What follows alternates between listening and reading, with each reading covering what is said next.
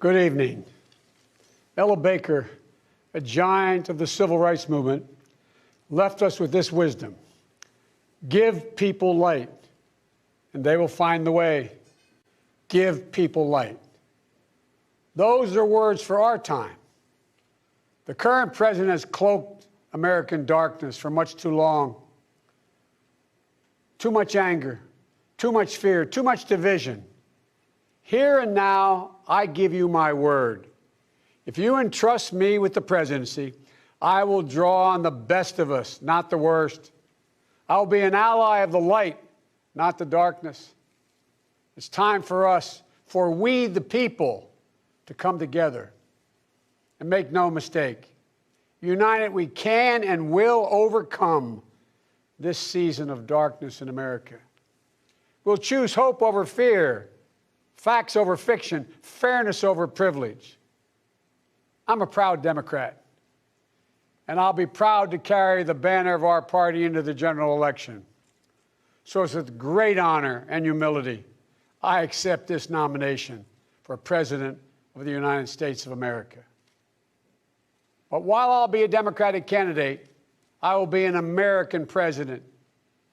I'll work hard for those who didn't support me, as hard for them as I did for those who did vote for me.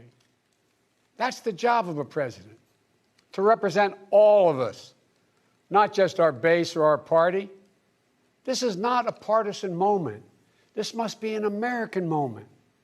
It's a moment that calls for hope and light and love, hope for our future, light to see our way forward, and love for one another. America isn't just a collection of clashing interests of red states or blue states. We're so much bigger than that. We're so much better than that. You know, nearly a century ago, Franklin Roosevelt pledged the New Deal in a time of massive unemployment, uncertainty, and fear. Stricken by a disease, stricken by a virus, FDR insisted that he would recover and prevail, and he believed America could as well. And he did, and we can as well. This campaign isn't just about winning votes. It's about winning the heart and, yes, the soul of America. Winning it for the generous among us, not the selfish. Winning it for workers who keep this country going, not just the privileged few at the top. Winning it for those communities who have known the injustice of a knee on the neck. For all the young people who have known only America being in rising inequity and shrinking opportunity, they deserve the experience of America's promise. They deserve to experience it in full. You know, no generation ever knows what history will ask of it. All we can ever know is whether we're ready when that moment arrives. And now history has delivered us to one of the most difficult moments America's ever faced. Four historic crises, all at the same time. A perfect storm. The worst pandemic in over 100 years. The worst economic crisis since the Great Depression. The most compelling call for racial justice since the 60s. And the undeniable realities and just the accelerating threats of climate change. So the question for us is simple. Are we ready?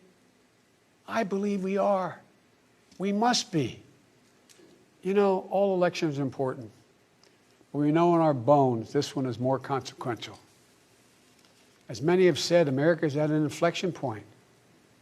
A time of real peril, but also of extraordinary possibilities. We can choose a path of becoming angrier, less hopeful, more divided, a path of shadow and suspicion, or we can choose a different path and together take this chance to heal, to reform, to unite, a path of hope and light. This is a life-changing election. This will determine what America is going to look like for a long, long time. Character is on the ballot. Compassion is on the ballot. Decency, science, democracy, they're all on the ballot. Who we are as a nation, what we stand for, and most importantly, who we want to be, that's all on the ballot. And the choice could not be more clear. No rhetoric is needed. Just judge this president on the facts. 5 million Americans infected by COVID-19. More than 170,000 Americans have died. By far the worst performance of any nation on earth. More than 50 million people have filed for unemployment this year. More than 10 million people are going to lose their health insurance this year. Nearly 1 in 6 small businesses have closed this year. And this president, if he's reelected, you know what will happen. Cases and deaths will remain far too high. More mom and pop businesses will close their doors, and this time for good. Working families will struggle to get by. And yet the wealthiest 1% will get tens of billions of dollars in new tax breaks. And the assault on the Affordable Care Act will continue until it's destroyed, taking insurance away from more than 20 million people, including more than 15 million people on Medicaid, and getting rid of the protections that President Obama worked so hard to get passed for people who have 100 million more people who have pre-existing conditions.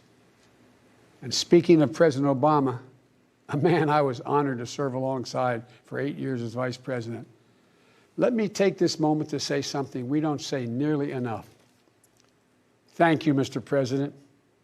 You were a great president, a president our children could and did look up to.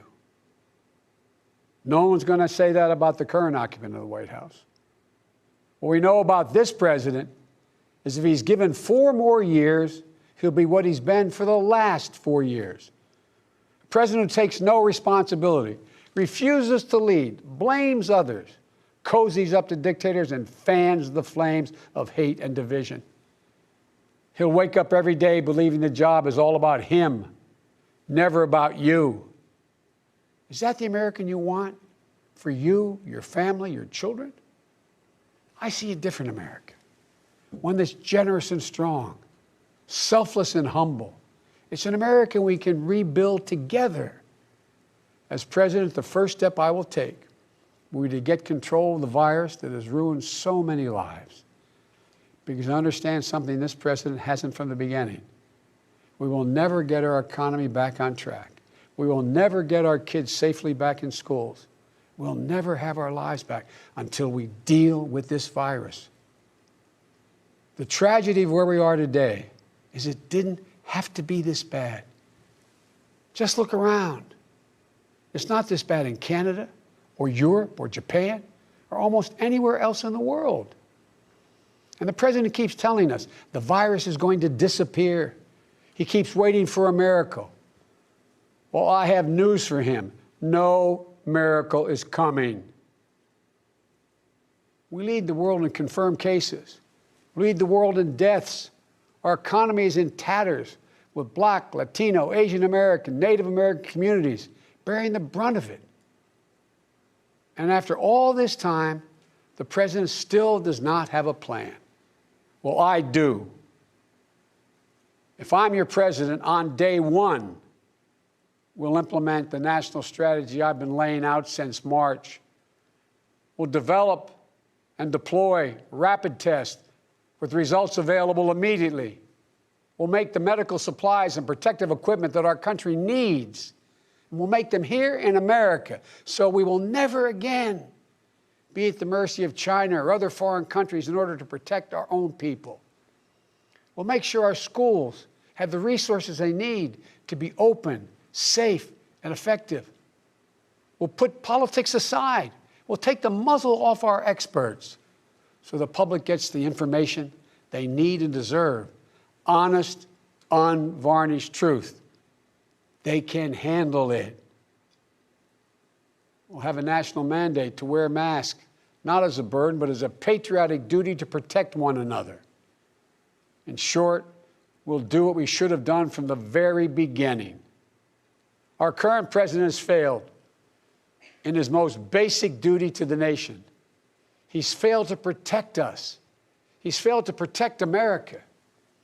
And my fellow Americans, that is unforgivable. As president, I'll make you a promise.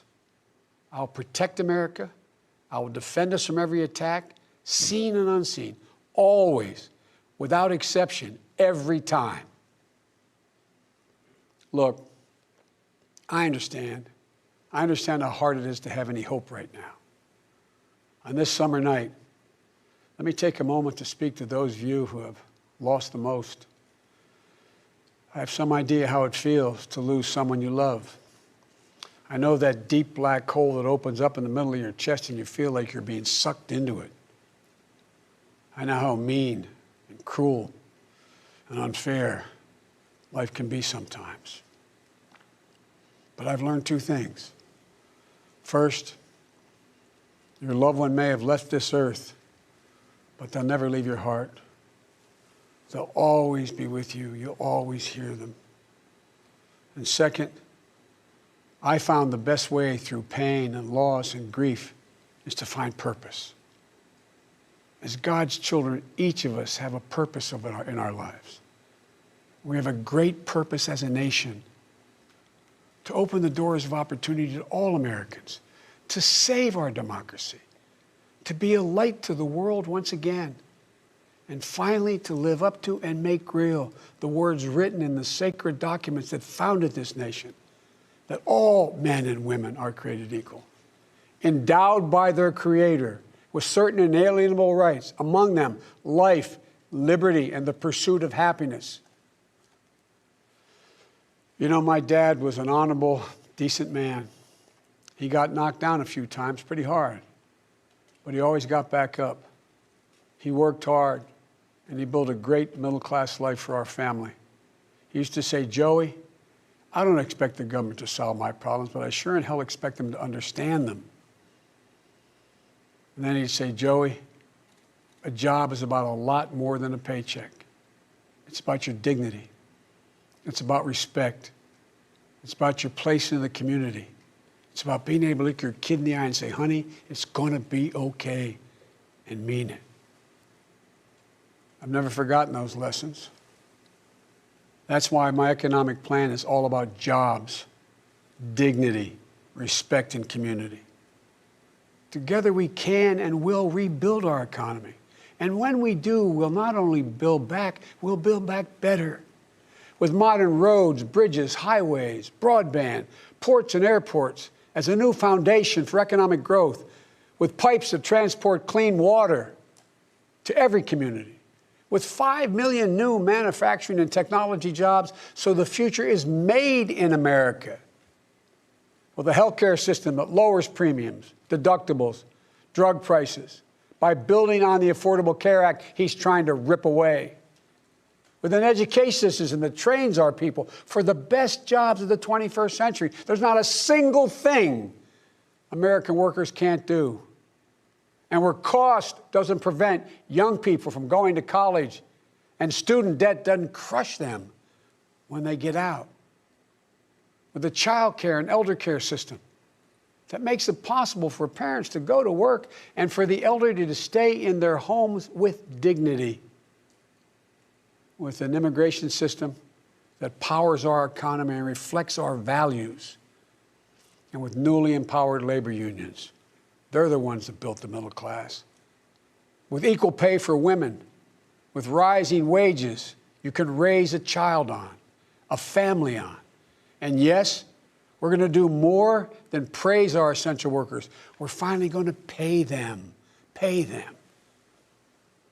We can and we will deal with climate change. It's not only a crisis, it's an enormous opportunity. An opportunity for America to lead the world in clean energy and create millions of new, good-paying jobs in the process. And we can pay for these investments by ending loopholes, unnecessary loopholes, and the president's $1.3 trillion tax giveaway to the wealthiest 1% and the biggest, most profitable corporations, some of which do not pay any tax at all. Because we don't need a tax code that rewards wealth more than it rewards work. I'm not looking to punish anyone. Far from it. But it's long past time the wealthiest people and the biggest corporations in this country paid their fair share. And for our seniors, Social Security is a sacred obligation, a sacred promise made. They paid for. The current president is threatening to break that promise. He's proposing to eliminate a tax that pays for almost half the Social Security without any way of making up for that lost revenue, resulting in cuts. I will not let that happen. If I'm your president, we're going to protect Social Security and Medicare. You have my word. One of the most powerful voices we hear in the country today is from our young people. They're speaking to the inequity and injustice that has grown up in America. Economic injustice, racial injustice, environmental injustice. I hear their voices. If you listen, you can hear them too. And whether it's the existential threat posed by climate change, the daily fear of being gunned down in school, or the inability to get started in your first job, it will be the work of the next president to restore the promise of America to everyone. And I'm not going to have to do it alone, because I'll have a great vice president at my side, Senator Kamala Harris. She's a powerful voice for this nation. Her story is the American story. She knows about all the obstacles thrown in the way of so many in our country: women, black Americans, South Asian Americans, immigrants, the left out and the left behind. But she's overcome every obstacle she's ever faced. No one's been tougher on the big banks and the gun lobby. No one's been tougher in calling out the current administration for its extremism, its failure to follow the law, its failure to simply tell the truth. Kamala and I both draw from our families. That's where we get our strength. For Kamala, it's Doug and their families. For me, it's Jill and ours. I've said many times, no man deserves one great love in his life, let alone two. But I've known two. After losing my first wife in that car accident, Jill came into my life. She put our family back together. She's an educator, a mom, a military mom, and an unstoppable force. If she puts her mind to it, just get out of the way. She's going to get it done. She was a great second lady, and I know she'll make a great first lady for this nation. She loves this country so much. And I'll always have the strength that can only come from family. Hunter, Ashley, all our grandchildren, my brothers, my sister, they give me courage. They lift me up. While he's no longer with us, Bo inspires me every day. Bo served our nation in uniform. A year in Iraq, a decorated Iraqi war veteran. So I take very personally the profound responsibility of serving as Commander-in-Chief. I'll be a president who will stand with our allies and friends and make it clear to our adversaries the days of cozying up to dictators is over. Under President Biden, America will not turn a blind eye to Russian bounties on the heads of American soldiers. Nor will I put up with foreign interference in our most sacred democratic exercise, voting. And I'll always stand for our values of human rights and dignity. I'll work in common purpose for a more secure, peaceful, and prosperous world. History has thrust one more urgent task on us. Will we be the generation that finally wipes out the stain of racism from our national character? I believe we're up to it. I believe we're ready. Just a week ago yesterday was the 3rd anniversary of the events in Charlottesville. Close your eyes. Remember what you saw on television. Remember seeing those neo-Nazis and Klansmen and white supremacists coming out of fields with lighted torches, veins bulging, spewing the same anti-Semitic bile heard across Europe in the 30s. Remember the violent clash that ensued between those spreading hate and those with the courage to stand against it. And remember what the president said when asked? He said there were, quote, very fine people on both sides. It was a wake-up call for us as a country, and for me, a call to action. At that moment, I knew I'd have to run, because my father taught us that silence was complicity, and I could never remain silent or complicit. At the time, I said we're in the battle for the soul of this nation, and we are. You know, one of the most important conversations I've had this entire campaign, it was with someone who was much too young to vote. I met with 6-year-old Gianna Floyd the day before her daddy, George Floyd, was laid to rest. She's an incredibly brave little girl, and I'll never forget it. When I leaned down to speak to her, she looked in my eyes and she said, and I quote, "Daddy changed the world. Daddy changed the world." Her words burrowed deep into my heart. Maybe George Floyd's murder was a breaking point. Maybe John Lewis's passing the inspiration. But however it's come to be, however it's happened, America's ready, in John's words, to lay down, quote, the heavy burden of hate at last, and to end the hard work of rooting out our systemic racism. You know, American history tells us that it's been in our darkest moments that we've made our greatest progress, that we've found the light. In this dark moment, I believe we're poised to make great progress again, that we can find the light once more. You know, many people have heard me say this, but I've always believed you can define America in one word: possibilities. The defining feature of America: everything is possible. That in America, everyone, and I mean everyone, should be given an opportunity to go as far as their dreams and God-given ability will take them. We can never lose that. In times as challenging as these, I believe there's only one way forward. As a united America, united in our pursuit of a more perfect union, united in our dreams of a better future for us and for our children, united in our determination to make the coming years bright. Are you ready?